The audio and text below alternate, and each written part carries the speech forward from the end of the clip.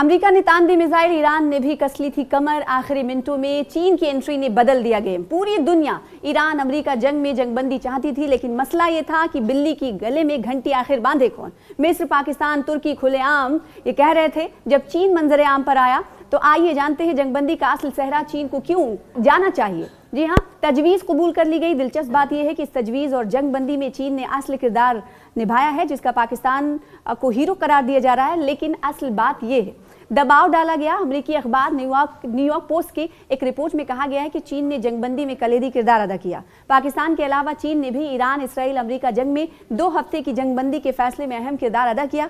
New York post की एक report में इंकशाफ किया गया है कि पाकिस्तान की भरपूर कोशिशों के साथ साथ चीन ने ईरान को कायल करने और कशीदगी को कम करने के लिए आखिरी लम्हात में मुदाखलत की। रिपोर्ट के मुताबिक चीन ने वाज़ेह तौर पर ईरान को खबरदार किया कि अगर ट्रंप ने धमकी के तौर पर ईरान की तवानाई के मकामात और इंफ्रास्ट्रक्चर पर हमला किया तो पूरी आलमी मईशत तबाह हो जाएगी। तो चीन ने आखिरी लम्हात में कैसे बदला गेम, ये भी जानना बहुत ज़रूरी हो जाता है।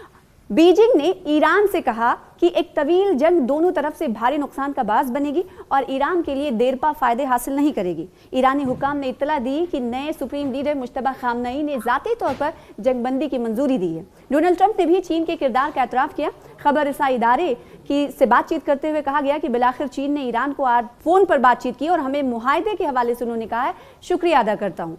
अब सवाल ये उठता है कि चीन ने ईरान को आखिर कैसे तैयार किया। अगरचे इस मामले में ज़्यादा तफसीलात सामने नहीं आई हैं। चीन ने बुनियादी तौर पर 3 तरीक़ों से ईरान को कायल किया है। इक़्तिसादी वार्निंग, अगर अमेरिका ने पावर प्लांट्स और पुलों पर हमला किया तो ईरान की मईशत मुकम्मल तौर पर ठप हो जाएगी। चीन ने कहा कि इसकी अपनी तेल की दरामद और तिजारत शदीद मुतासिर होगी। दूसरा दबाव ये था सिफारती। चीन ने ईरान से कहा कि वो तनहा नहीं लड़ सकता, मुस्तकबिल का फ़ायदा भी देखना होगा। चीन ने ईरान को यकीन दिलाया कि वो जंगबंदी के बाद ईरान की तामीर नौ में मदद करेगा और पाबंदियाँ हटाने में भी मदद करेगा।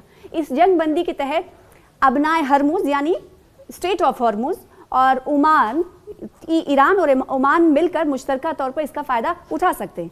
आखिरी हमले की चीनी मुदाखलत ने एक बड़े इजाफे की तरफ कदम बढ़ाया, लेकिन वाज़ेह तौर पर कहा गया कि अगर ईरान ने शराइत पर अमल नहीं किया तो दोबारा जंग शुरू हो जाएगी।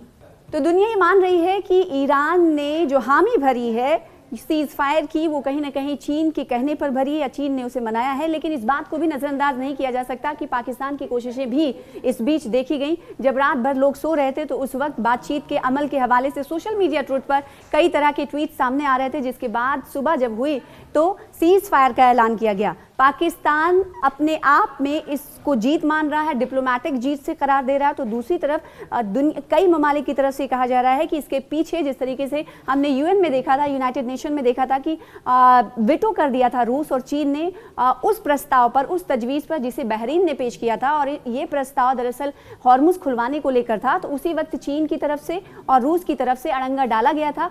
तो कहीं ना कहीं ये माना जा सकता है कि इस ओर चीन जो है भारी तौर पर दिखाई दे रहा है। तो दूसरी तरफ भले ही पाकिस्तान की तरफ से इसका क्रेडिट लिए जाने की कोशिश की जा रही हो, लेकिन एक ऐसे ट्वीट ने पाकिस्तान को एक्सपोज कर दिया जो कि इस हवाले से की गई थी।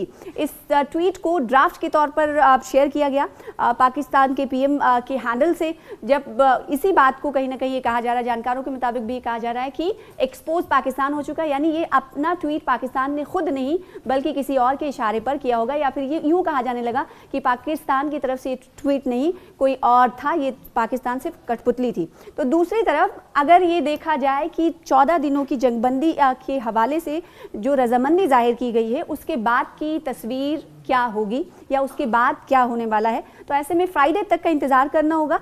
शुक्रवार को जुमे के दिन दोनों फरीक यानी दोनों पक्ष इस्लामाबाद में बैठने वाले हैं, बातचीत होगी और बातचीत के बाद ये देखना होगा कि क्या जंगबंदी के हवाले से मुस्तकबिल की राहें हमवार होती हैं या नहीं, क्या कुछ लाए अमल तैयार किया जाएगा, क्या हिकमत अमली मुरतब की जाएगी, ये देखने वाली बात होगी। लेकिन फ़िलहाल दुनिया इस वक्त जश्न में इसलिए मुब्तला है कि दोनों मुल्कों के दरमियान जश्न से भारी तबाही हो रही थी और 10 शर्तें जो ईरान ने रखी हैं, उस 10 शर्तों को अमेरिका को मानना पड़ा और कुछ शर्तें अमेरिका की भी है जिसे ईरान ने माना है।